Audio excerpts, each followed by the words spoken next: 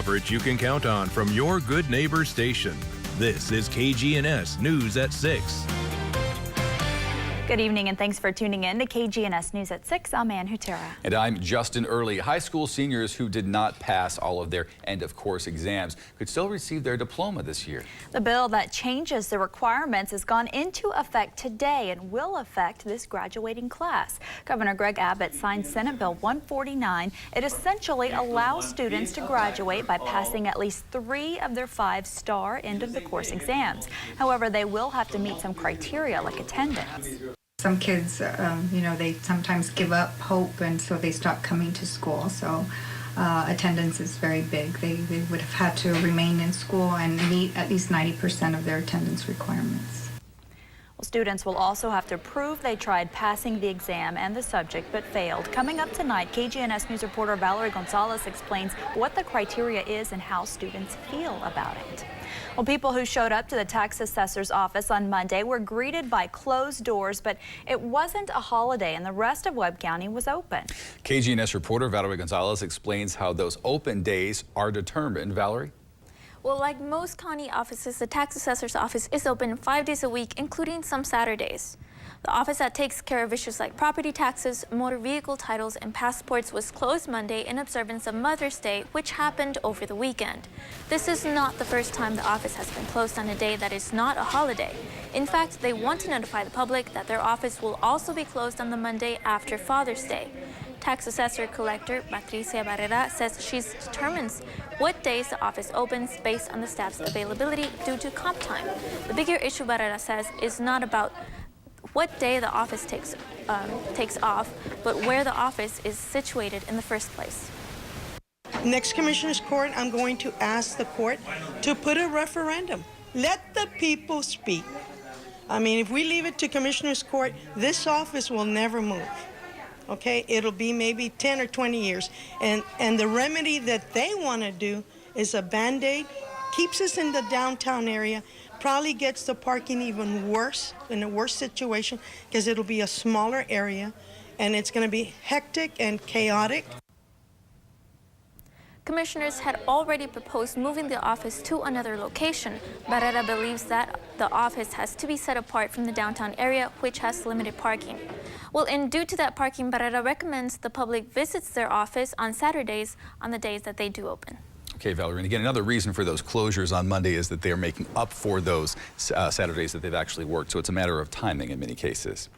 The office will also be closed on the Monday after Father's Day, but they'll open up again the following Saturday. That day will fall on June 27th. On Saturdays, they're open from 10 a.m. to 1:30 p.m. And this has been a topic of conversation today on Facebook. We're asking if you feel it's appropriate for Webb County officials to close their office when they choose. Helen says too many of our elected officials and county employees seem to have forgotten that they serve at the will of the people, not the other way around. And Alma says if any office chooses to close for any reason, I believe it's reasonable as long as they post signs on their main entrance or their voicemail greeting is changed within a week in advance. You can take part in the conversation too at facebook.com/KGNSTV and be sure to follow us on Twitter at KGNS News. Well, time now for our first look at weather. A lot of rain last night. We could see a repeat of that this evening. We may. The satellite imagery and lightning detection network picking up on storms that are extending from the Big Bend southward across Mexico, and they are heading east. 78 degrees right now. Light northeasterly winds, dew points around 70, so it's a humid air mass. And as we go through tonight, I'm expecting about 79 at 7 o'clock. May start to see some lightning at 10, and midnight and thereafter is when we would have the best chance of some of those storms from Mexico moving across the river into South Texas, and I'll take you through the next 7 days in a few minutes. Very busy week ahead of us for sure, and you especially, Heatwave. Okay. Well, an investigation leads police to an apartment complex on McPherson Road where they found several bundles of marijuana. Laredo police got a search warrant and headed to the apartment where they found 4 wrapped bundles of marijuana weighing over 200 pounds.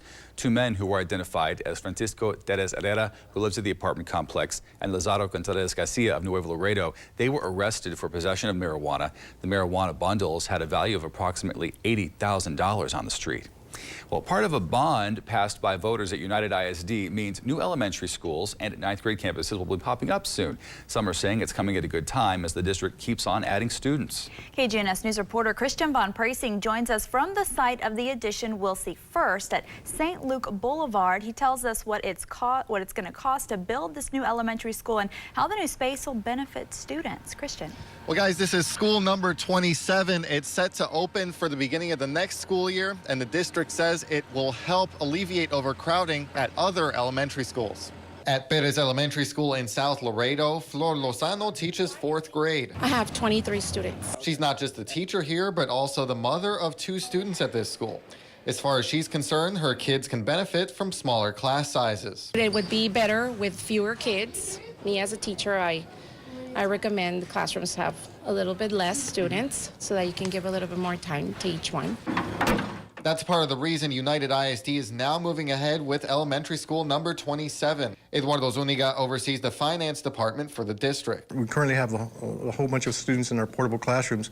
And of course, that was the reason we requested, and good thing is the bond passed. School 27 is the first of at least 7 other construction projects adding elementaries and 9th grade campuses to make room for the growing district. It's going to help alleviate the overcrowding that we have at Bettis Elementary and a couple of other elementaries in that area. Zuniga says an extra $164,000 were just added to this construction project for unforeseen extras.